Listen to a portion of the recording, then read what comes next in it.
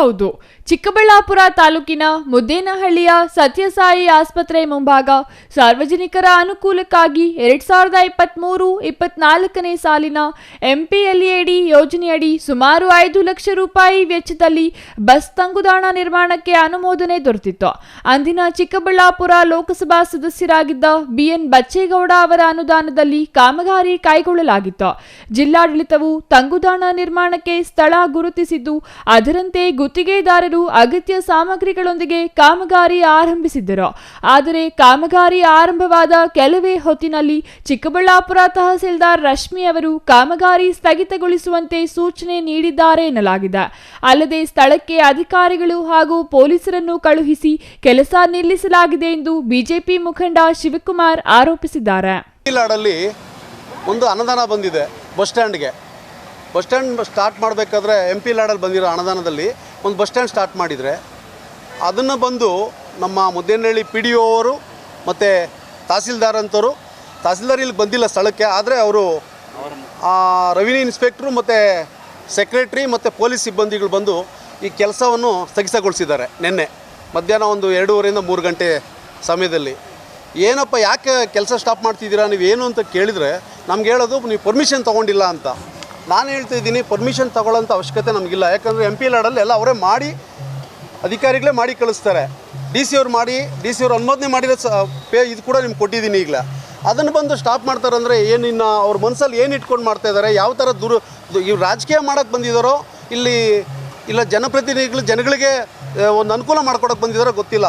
ಇಲ್ಲಿ ಮಾಡ್ತಕ್ಕಂಥ bus stand ಇಲ್ಲಿ ಸುಮಾರು ಜನ ಹಾಸ್ಪಿಟ್ಲಿಗೆ ರೋಗಿಗಳು ಬರ್ತಾರೆ, ಅವ್ರಿಗೆ ತುಂಬ ಅನಾನುಕೂಲ ಆಗುತ್ತೆ, ನಡೆಯೋಕ್ಕಾಗಲ್ಲ, ಮತ್ತು ಮಳೆ ಬಂದರೆ ನಿಂತ್ಕೊಳ್ಳೋಕೆ ಜಾಗ ಇರಲ್ಲ. ಅಂಥದ್ದು ಒಂದು ಬಸ್ ಸ್ಟ್ಯಾಂಡ್ ಅಂತ ಕೊಟ್ಟಾಗ ಆ ಬಸ್ ಸ್ಟ್ಯಾಂಡನ್ನು ನಿಲ್ಲಿಸಿ ಮಾಡಿಸಿರ್ತಕ್ಕಂಥದ್ದು ಅವ್ರದ್ದು. ನಾವು ಇಲ್ಲಿ ಜನಪ್ರತಿನಿಧಿಗಳು ಮಾಡಬೇಕು, ಅಲ್ಲೆಲ್ಲೋ ಮುಂದಕ್ಕೆ ಕೊಟ್ಟಿದ್ರು ಎಲ್ಲೋ ಹಾಕಬೇಕು ಅಂತ. ನಾವೇನಪ್ಪ ಇಲ್ಲಿ ಕರೆಕ್ಟಾಗಿದೆ ಸರ್ಕಲ್ಲು ಇಲ್ಲಾಗಲಿ ಅಂತ ನಾವು ಇಲ್ಲಿ ಉದ್ದೇಶಪೂರ್ವಕವಾಗಿ ಏನು ಮಾಡಿಲ್ಲ, ಇಲ್ಲಿ ಮಾಡಬೇಕು ಅಂತ ಮಾಡಿಸಿದ್ರಿ. ಆ ಬಸ್ ಸ್ಟ್ಯಾಂಡ್ ಮಾಡಬೇಕಾದ್ರೆ ಬಂದು ಸ್ಥಗಿತ ಮಾಡಿದ್ದಾರೆ. ನಾವು ಕೇಳಿದ್ರೆ ಇಷ್ಟೇ ಹೇಳ್ತಾರೆ ಅವ್ರು ನಮಗೆ, ಏನಂತ ನೀವು ಪರ್ಮಿಷನ್ ತೊಗೊಂಡಿಲ್ಲ ಅಂತ. ನಾವು ಯಾಕೆ ಪರ್ಮಿಷನ್ ತೊಗೊಬೇಕು, ನಮಗೇನು ಸಂಬಂಧ ಇದೆ? ಗೌರ್ಮೆಂಟ್ ಇದು MP ಫಂಡಲ್ಲಿ ಅವರೇ ಮಾಡಿಕೊಡ್ಬೇಕು, ಅಫಿಷಿಯಲ್ ಆದವರೇ ಎಲ್ಲ ಮಾಡಿ ಅವರು ಕೆಲಸ ಮಾಡಿಕೊಡ್ಬೇಕು ಅಂಥದ್ದು ಬಂದು ಸ್ಟಾಪ್ ಮಾಡಿದ್ದಾರೆ. ಅದರಿಂದ ಉದ್ದೇಶ ಏನಿದೆ ಅನ್ನೋದು ನಮ್ಗೆ ಗೊತ್ತಿಲ್ಲ. ತಹಸೀಲ್ದಾರ್ಗಾಗ್ಬೋದು, ನಮ್ಮ ಮುದ್ದೇನಹಳ್ಳಿ PDO ಅವ್ರಿಗಾಗ್ಬೋದು, ಇವರೆಲ್ಲ ಸೇರಿ ಕೆಲಸನ ಸ್ಥಗಿತಗೊಳಿಸಿದ್ದಾರೆ. ಸಾರ್ವಜನಿಕರು ಇಲ್ಲಿ ಕುಂದುಕೊರತೆಗಳಿಂದ ಮಾಡಿದ್ದಾರೆ. ನಮ್ಮ MP ಅವರು ಇನ್ನೂ ಒಂದು 20 ಲಕ್ಷ ಜಾಸ್ತಿ ಆದರೂ ಪರವಾಗಿಲ್ಲ, ಒಂದು ಟಾಯ್ಲೆಟ್ ರೂಮು ಮತ್ತು ಇನ್ನೂ ಒಂದು ಮಾದರಿಯಾಗಿ ಮಾಡಿ ಅಂತ ಹೇಳಿದ್ದಾರೆ ನಮಗೆ. ಆದರೆ ಈಗ ಇದನ್ನೇ ಸ್ಟಾಪ್ ಮಾಡೋವಾಗ ಇನ್ನು ಅವ್ರು ಮಾಡೋಕ್ಕಿಲ್ಲ, ಸ್ಥಳ ಇಲ್ಲ ಅಂದ್ಬಿಟ್ಟು ಮತ್ತು ಬೇರೆ ಕಡೆ ಮಾಡೋದಕ್ಕೊಂದು ಬಾತ್ರೂಮ್ ಅದೆಲ್ಲ ಮಾಡೋದಕ್ಕೊಂದು ಸ್ಥಳ ನಿಗದಿ ಮಾಡಿದ್ದಾರೆ. ಇಲ್ಲಿ ಒಂದು ಬಸ್ ಸ್ಟ್ಯಾಂಡ್ ಮಾಡೋಕ್ಕೆ ಒಂದು ನಿಗದಿ ಮಾಡಿದ್ದಾರೆ.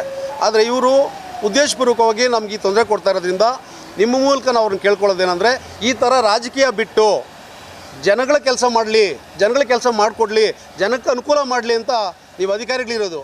ನೀವು ಬಂದು ಇಲ್ಲಿ ರಾಜಕೀಯ ಮಾಡ್ತಾ ಇದ್ದೀರಾ. ಇನ್ನೊಂದೆಡೆ ಇದೇ ಸ್ಥಳದಿಂದ ಕೆಲವೇ ಅಂತರದಲ್ಲಿ ಶಾಸಕ ಪ್ರದೀಪ್ ಈಶ್ವರ್ ಅವರ ಅನುದಾನದಲ್ಲಿ ಮತ್ತೊಂದು ಬಸ್ ತಂಗುದಾಣ ನಿರ್ಮಾಣಕ್ಕೆ ಗುದ್ದಲಿ ಪೂಜೆ ನೆರವೇರಿಸಲಾಗಿದೆ.